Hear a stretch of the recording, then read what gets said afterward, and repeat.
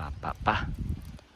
เสียดายลูกปลาเด้บัดนี้มันแตกเซลมันคัดพอได้มันกินต้มก็เราก็จะเนาะมันสอนขนาดว่าสิสอนเอาปลาเอาลูกปลากับกุ้งก่อนยังกินต้มก็เราก็ได้อย่างนอกจากแบบเอาน้ำขึ้นแล้วกับเอาน้ำลงโลดนี่นะรอดฮะแล้วจะจ้างเขาเอาขึ้นจักตักคือทางกระเทศนะจากมือสิแล้วเต็งเขาบอกบทเต็งผัดใจเตียวก็อยากตักปันได้เต็งผัดใจอยากเอาน้ำลงเลยและเสียดายปลาน้อยปลาขึ้นไปเอาน้ำลงบดลอดปลาน้อยนะ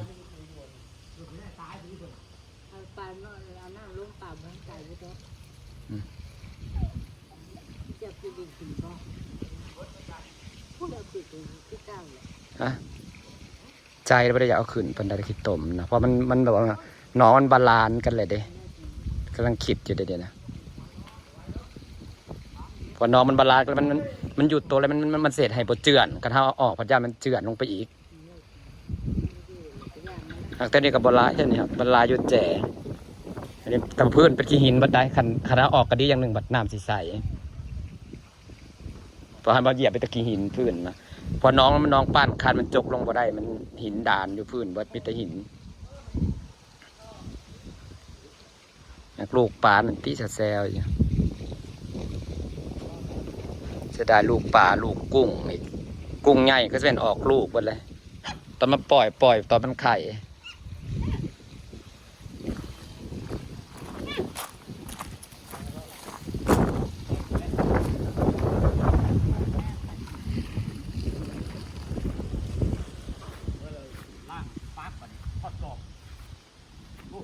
ได้ลูกปลาเนาะ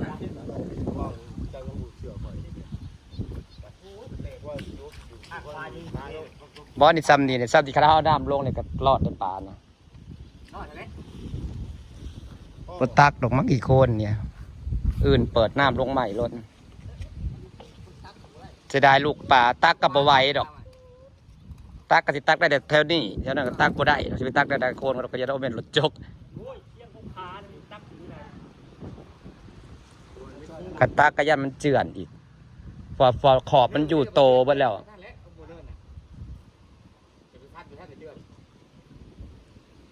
ว่าขอบมันอยู่โตหมดเลยมีแต่มาอื่นเปิดน้ำลงได้เลยหนังบ่ต้องตักไว้บ่ตักตะเคียว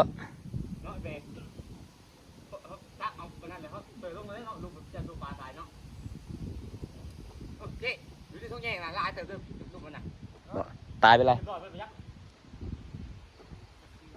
เสียดายลูกปลาได้ลูกปลาเจ็ดวันลายเป็นแพร่ปลาเด้อหากคนมัดแต่น้องนี่โลละ50 บาทบอกขายแพงแม่ค้าจำเป็นแม่ค้าจำเป็นโลละ50ปลาเนื้อชิตาเวลมณีสิคะปลาพี่น้องเอาขึ้นมาแล้วมันหนอกขึ้นมากินแล้วสวยกินแล้วรวยกินแล้วถูกหวยทางนี้จ้าก็เลยได้ขายโลละ50 บาทกำขี่ดีกว่าคำโตดดีกว่าบ่ได้ยังการเสียแห่ก็สิบไหวมันหลายโพดปลาประมาณ120 โลดีเลยก็เลยผู้มากินปลาได้เป็นแม่ค้าจำเป็นน้ำเบิดนี่มากินปลาไปได้มานั่งขายปลาปลาไม่ใหม่เด้อโลละ50 บาทอันแล้วเป็นFCกับซิงงว่าเป็นยังคือเบาไทยเบา50 บ้านจุดนั้นขายเงินไทยพี่น้องทำอย่างตลาดเขาก็มีตลาดเงินไทยเขาขายเงินไทยจะบาทสั้นแมนสายถ่านี่คือขายเงินไทยเบิดว่าเงินไทยเบิดขายเบิดแล้วเดี๋ยวแต่ปัจจีเดี๋ยวจะเป็นหลอกขายเองอันนี้คนสั่ง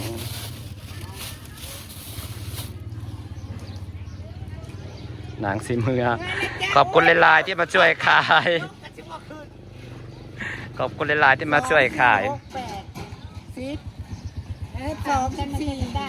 17 โลพี่น้องนี่7 โล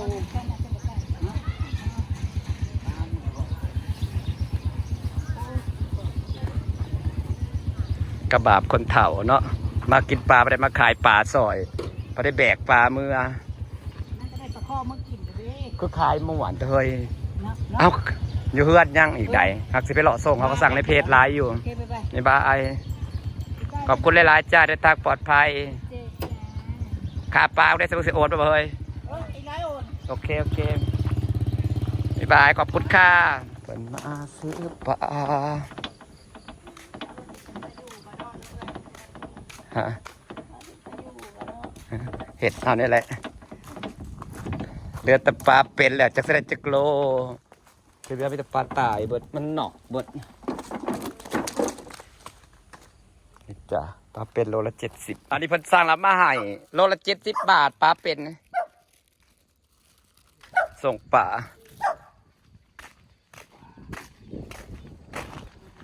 เอาปลามาส่งค่ะ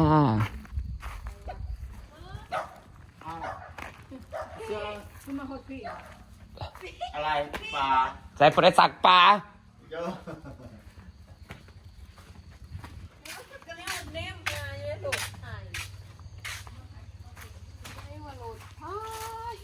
140 ค่ะ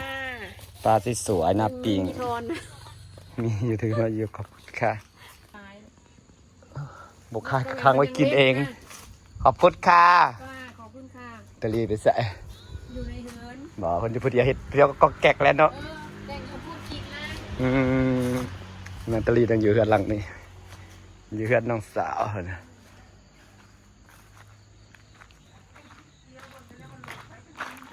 รถแม่ค้าขายปลายังอ่างกบเสือได้กินแรงไม่กินแรงแหละ ปลามาปลา โอ้ยปลานี่น้องอันแหละ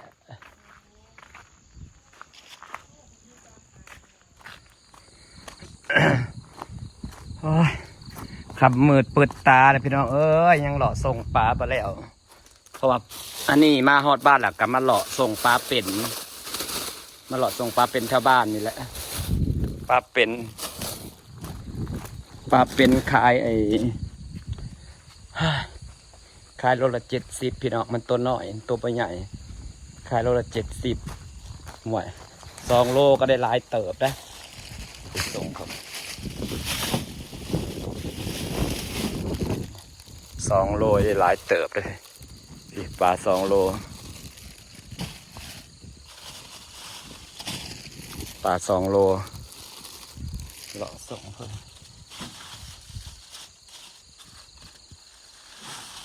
อันนี้โลครึ่ง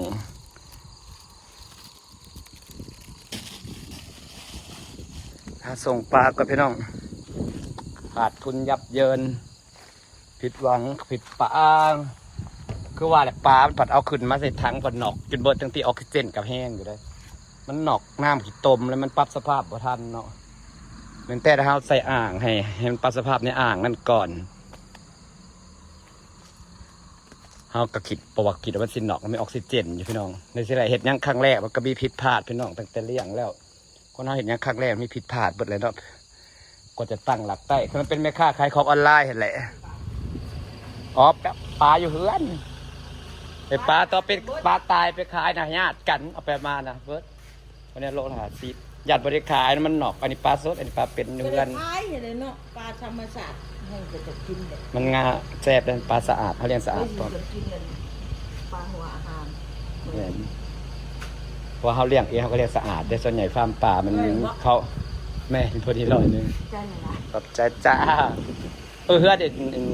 เนี่ยกับมวยลี่เฟซบุ๊กมวยลี่มันเฮือนก่อนเฮือนในวิลากันอะไรวะ เฮ้ยเตี้ยนะ แม่นแต่ว่าซื้อเฟซบุ๊กมันซื้อมวยลี่ โน่นดิแม่ ในโน้นนี่เลยบนในป่าดิปะ แม่บักเบิด ในป่า เตี้ยในโน่นในมีหลังเดียวก่อนนั่นอันเดียว มีหลังเดียวแต่ว่าจากฮอดจากก่อนเฮือนเป็นหมู่เฮือนหลังเดียวได้กลางป่านี่ เจ้าป่า โดยขอบใจ ยินหายรักด้วยยินจะดัก เฮ้ยใส่เจ้าของเฮือน แล้วใคร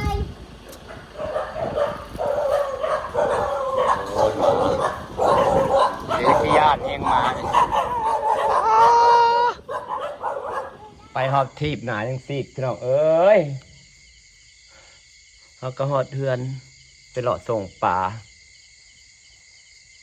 นอนก็อยากนอนขาดพี่น้องเอ้ยเราตัดเสื้อแล้วได้นั่นแหละเพราะเขากับแบบว่าเขาบอกคนทำอะไรจังค่าขาวิประสบการณ์กระซีผิดพลาดเดี๋ยวเราพี่น้องพลาดตรงที่ว่าเอาปลาขึ้นใส่ถังออกซิเจนไว้นะ มันหนอกมันอาจจะหนอกการหนอกเกิดอาจจากแบบปลาตกไก่น้ำเลยยังกับปลามันก็มีนี่ของมันเนาะแล้วไก่กลางกับแบบมันอยู่ในขี้ต่มมันเนาะเขาเพื่อจับขึ้นมาใส่นี่ที่ออกซิเจนเขาเปิดเพราะว่าตอนเราไปแจกให้กับขาวไปแจกรอบที่ปลากับปลาตายมันมีออกซิเจนให้ก็เลยได้ขายโลละ50 บาทพี่น้องแต่ก็ขายดีคนญาติกันส่วนตัวเป็นส่วนที่เราที่นี่นะก็ขายโลละ70 บาทคนเราต้องมีประสบการณ์เหตุครั้งแรกอย่างก็ได้แต่ปกติราคาส่งมันการาอยู่ไทยเซนเขาขายราส่งเป็นตันโลละ15 บาท50 บาทเนาะจากได้เดือนนี้ไปอยากนอนแห้งเมื่อยก็เมื่อยอยากนอนก็อยากนอนดีๆนะพี่น้องแต่การเป็นแม่ค้ากับม่วนสำหรับพลาหมักในการเป็นแม่ค้าพี่น้องเพราะว่าตอนนั้นกรุงเทพนะความนางทะเยอทะยานนะแต่กับบประสบผลสำเร็จเหตุงานกลางคืนเหตุงานหนึ่งเขางานหามุงแรงเขางานหามุงแรงเลิกตี 3ถึงตี 4ก็จะกลับถึงบ้านก็แจ้งประมาณกลับถึงบ้านกับแจ้งนะตี 5สินะ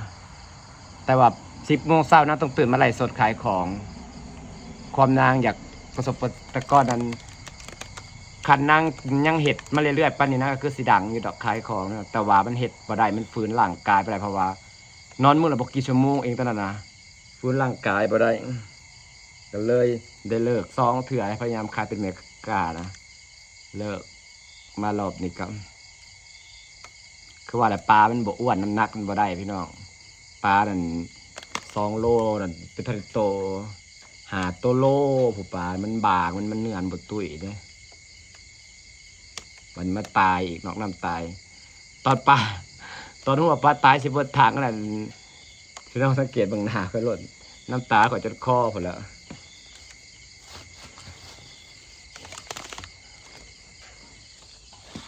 เหนื่อยใครแต่มีหมูมาซอยขายซอยหยังแต่ขายของกระบวนคือการขายดีเด้พี่น้องสิฟ้าเนี่ยก็สำเร็จพี่น้องสิไปหาอาบน้ำนอนเลยแล้วมื้อดีกระตากับสิรับเลยตอนก็มาลาไว้ว่าอยากขายของเขาแล้วทุกคนอยากขายของแต่แล้วนะมันมีคนแบบว่าบ่มีคนร่วมนะบ่มีคนแบบว่าก็ไปผู้เดียวกับบ่ได้หรอกเนาะต้องมีคนไปนำคืออยากการลาในหุ้นกันสินะนั่งอยากเห็ดอยู่แล้วขายของตามงานวัดงานยังหันนะแต่ก็เห็ดผู้เดียวมันประเทศบ่ได้